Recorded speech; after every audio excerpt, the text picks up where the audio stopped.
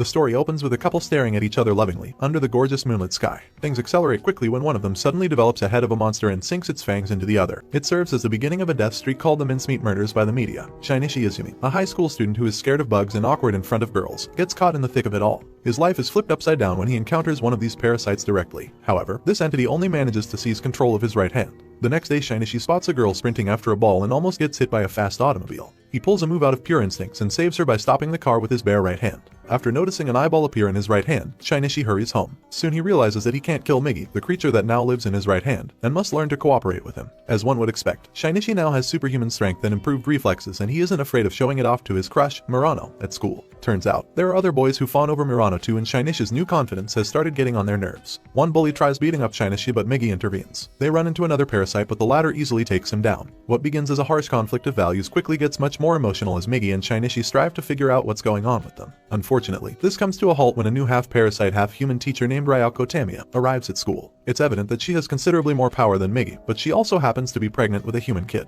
Shinichi's meeting with Tamiya reveals that parasites cannot reproduce, even in human bodies. Unexpectedly, the man who fathers Tamiya's child launches an attack inside Shinichi's school, forcing the students to evacuate. In a direct confrontation with this parasite, Shinichi and Migi learn how perfect and unique their combined strength is when the latter is on defense and the former is on the offensive. However, eventually, Tamiya kills the parasite herself and threatens to kill Shinichi one day. Tamiya is forced to quit her job as a teacher when rumors about her child's father start spreading. By the end, Shinichi's parents leave for a trip to the countryside despite him being against it. He agrees with his family to leave for the countryside. Maruno accompanies Shinichi home but refuses to remain. Although he makes it back home safely, his world crumbles as soon as he enters. He is attacked by a parasite that murdered his mother and took over her body. This parasite had been wandering the roadway looking for a female victim when it came across Shinichi's parents. It swiftly beheads his mother's body and relocates to her body, with his father as a witness. His father calls him and speaks incoherently about creatures after he receives a wound and falls from the cliffside into the water. Shinichi now regrets his decision to keep Migi hidden from his parents. While he refuses to accept his mother's death, the parasite quickly spears him through the heart and leaves. Migi immediately moves into the wound to serve as Shinichi's heart until the wounded organ recovers. Shinichi awakens that night to find his pierced chest is healed. Something has changed inside him and he no longer needs glasses. Investigators at the hospital convince his father that he hallucinated his memories of the parasite assault. Also, Migi reveals that now he requires 4 hours of sleep every day as a result of healing Shinichi's heart. He now also has another weakness, which is that unlike previously he can't sense other parasites in the vicinity whenever he is asleep anymore, which is bound to become trouble for Shinichi. The episode ends with them encountering yet another parasite. They encounter Mamoru Yuta on the seashore, whose jaw bears a parasite. He, like Shinichi, has a separate brain. They both pledge to work together to defeat the parasites. Their alliance works and they successfully eliminate the parasite that murdered Shinichi's mother. Migi sleeps the entire fight but had transformed into a blade in order to improve Shinichi's chances of survival. It is revealed that during the process of repairing Shinichi's heart, certain portions of Migi fused with Shinichi's, making him even more powerful than before, but this is bound to have repercussions for his psychological state. Meanwhile, Ryoko Tamiya has changed her name to Temura and has requested a parasite named Hideo Shimada to pretend to be a transfer student at Shinichi's school. Migi encounters Shimada at school, who claims to exist on a diet comparable to that of regular people, and states that he and Temura are searching for ways for his species to thrive without cannibalizing humans. Kana runs into Shimada after feeling Shinichi's presence. Later on, Shinichi cautions her not to follow her weird telepathy ability. At the end of the episode, the transfer student is seen killing and eating a teenager, revealing that everything he told Shinichi and Migi was all a lie. Shinichi's personality changes frighten Murano away. Migi tells him that this is for the best since the symptoms are only a result of his greater mental strength. Meanwhile, Yuko follows Shimada when she sees him quickly heal himself after going through a serious injury to his head. She watches him change his face during the pursuit. Yuko becomes convinced that he is a parasite and foolishly sets up a trap for him at school. In order to get rid of Yuko and maintain his cover at the school, Shimada comes out in his true form. Migi alerts Shinichi about Shimada's murderous intent. Yuko splatters the parasite with poisonous chemicals and nearly escapes. Shimada, unable to keep a human face, loses control and goes on a killing spree around the school grounds. Shinichi evacuates the other students following Migi's advice, but he is unable to find Murano's class. After recovering from his severe emotional reaction to viewing multiple decapitated classmates, he eventually finds Murano but isn't able to save those around her.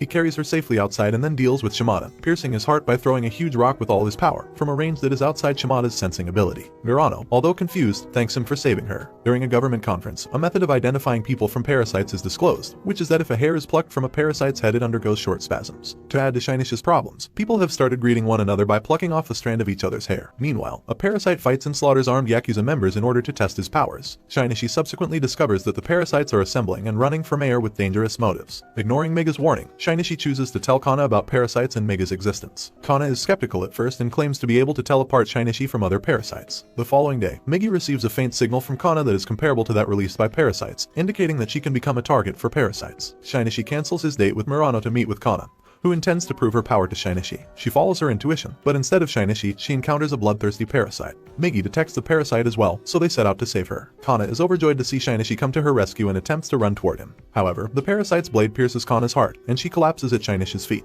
The latter is enraged and he disposes of the Parasite in an epic fight. At Kana's funeral, her ex-boyfriend attacks Shinichi, accusing him of failing to protect Kana. Meanwhile, Shinichi wonders if he is still human because he is unable to mourn Kana's death. Shinichi is still grieving Kana's loss, but he finds comfort in Murano's presence. It is revealed that parasites have distributed feeding areas to improve their species' chances of survival. Meanwhile, Tamura recruits Shiru Kiramori, a private detective, to constantly monitor Shinichi. Although her baby has been born, she is still indifferent about it. She sends a bunch of criminals after Shinichi, and Kiramori films the battle. After dealing with the thugs, he meets up with Murano, but the latter is disturbed by how calm Shinichi is despite Kana's death. Shinichi visits the site where Kana died to let out his emotions, but runs into Kiramori and obtains his camera. Shinichi gets unnerved at the thought of being just another lab rat. The episode concludes with him intending to tell Murano his secret, but Migi threatens to murder her if that happens. Tamura advises Kiramori to stop his investigation into Shinichi, but he refuses. Meanwhile, Shinichi joins forces with Yuta once more to track down Kiramori. Shinichi reveals everything to Kiramori, but Migi advises him not to go any further or Tamura will finish him. At the same time, Tamura attends a lecture on the selfish gene, which explains parental love as a selfish desire for the propagation of one's own DNA. She takes her infant to meet with Shinichi and tells him that parasites are seeking methods to cohabit with humans. She deduces that a parasite murdered Shinichi's mother, but he is fed up with everything and threatens to kill her. Tamura almost uses her baby as a shield from the attack. A fortune teller later reads Shinichi's palm and reveals that he has an emptiness in his heart, advising him to seek closure with the person who is the cause behind it. Shinichi smiles creepily and states that he has already taken care of it. Miki, a parasite hired by Ryoko Tamura, brings a young lady to a specific feeding place and murders and consumes her along with one of Kiramori's colleagues, prompting the investigator to seek assistance from Shinichi. Although Shinichi kills another parasite that is about to feed, he fails to save the young woman. Kiramori, appalled by what he has seen, gets rid of the evidence he had gathered against Shinichi. Meanwhile, Shinichi has caught the eyes of many new enemies. Hirakawa intends to murder him while Tamura wishes to dissect him. Miki is dispatched to complete the mission. The next day, Migi detects 3 parasites approaching Shinichi. Miki appears when Migi is sleeping, and Shinichi runs away to the countryside. Migi realizes at the end of the episode that all 3 parasites are within Miki's host. While Miki attacks Shinichi, Hirakawa's group tries to assassinate Kiramori by attacking his workplace. They eventually murder his wife and child in a gruesome scene. Meanwhile, Migi and Shinichi confront Miki, who at first has a hard time getting used to the combination of their moves. They decapitate him, but the other parasite, Garu, takes over the host. Migi and Shinichi manage to throw Garu off for the time being, realizing that they cannot win against him. Shinichi advised Kiramori to seek help from a private investigator, Harami, who is currently looking into the parasite case. Kiramori then flees police detention and starts stalking Tamura to avenge his family. Shinichi learns from the news that the parasites are targeting Kiramori. He wants to protect his own family, so he phones his father and advises him to leave town. He is shown to have had reoccurring nightmares in which he communicates with a humanoid-like skeleton of Migi. Meanwhile, Tamura and her group starts falling out. She gets annoyed when her partners underestimate human nature, whereas others start viewing her as a threat. The episode concludes with them attacking Tamura. While the Parasites gang attack Tamura, she shows interest in the idea that parasites are displaying characteristics of individualism, which is rare. It doesn't take her long to murder the 3 of them and comes home to discover that Kiramori has taken her baby. He leaves behind a letter telling her to meet him at a specific location and time. Other investigators later enter her apartment and discover the letter as well. Tamura visits Izumi's house and tries to understand his story and his past relationship with his parents. This somewhat triggers her motherly love, and she contacts Shinichi to meet her at the same location Kiramori has mentioned. Murano runs into Tamura on her way out of Shinichi's residence, and the woman tells her that Shinichi will be back shortly. She follows Shinichi and Tamura to their meeting point. Kiramori is there with Tamura's son, and he believes she is incapable of being a caring mother. She mistakenly pierces Kiramori through the heart, thinking he is ready to murder her kid. The investigators locate the dying Kiramori, who sends them to Tamura. The episode concludes with Shinichi confronting Tamura. Tamura reveals that parasites can exist without cannibalizing humans, hypothesizing that the 2 species are related. When the investigators arrive, they start shooting at Tamura, who does not respond and instead decides to defend her baby. She limps towards Shinichi, pleading with him to listen to her point of view. While Shinichi was slowly losing his humanity, Tamura was experiencing something entirely opposite. She transforms into his mother's appearance when he starts to back away. He stops at the familiar sight of his mother. When she gets too close to him, the investigators stop firing. She puts her kid in Shinichi's care because she wants her child to live a normal human life. She dies after recalling the pleasurable experience of mimicking human laughter in the past. Shinichi's grief and sorrow catch up with him as he watches Tamura's sacrifice. All the emotions he had bottled up till now explode and he is finally able to cry. Murano meets Shinichi and he gets transported to a testing center, where Uragami, an individual who can sense parasites, is forced to determine if a selected number of individuals are parasites themselves or simply have the parasite sensing ability. The episode concludes with Uragami sensing something in Shinichi. Despite the lack of proof against Shinichi, the police are convinced that he is hiding something.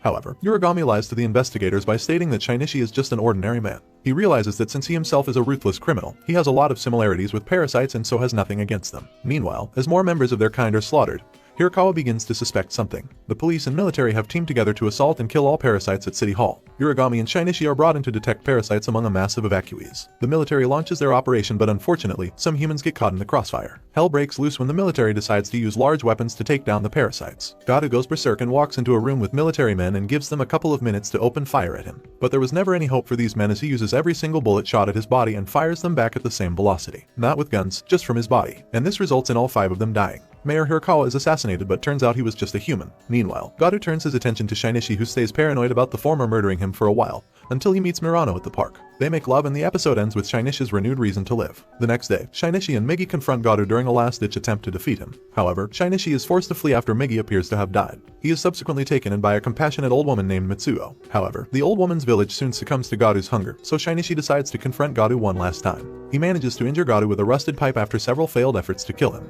Migi is shown to have been alive inside Gato and relocates to Shinichi's body, saving his life before Gato delivered a possibly fatal blow. Unexpectedly, Gato's parasites revolt against him, and he explodes apart as a result of Shinichi poisoning him earlier. Shinichi watches him battle to remain alive and reflects on how mercy for others is a human quality. He finally resolves to protect his family and friends, even if it means losing his humanity, and therefore kills Gato. Some time has passed and parasites from all over the world begin to blend into human civilization. Migi appears to Shinichi in a dream and informs him that he will be sleeping forever. 1 year later, as Shinichi and Murano are spending time together, the latter is kidnapped by Uragami, who climbs to the top of a skyscraper and begins confronting Shinichi about his humanity. When Uragami attempts to hurl Murano from the building, Shinichi is able to save her, surprisingly from Migi's help, and then incapacitates him. Shinichi smiles as they lie on the ground, staring up towards the sky. How was the video? We hope it was good. If so, please check these videos.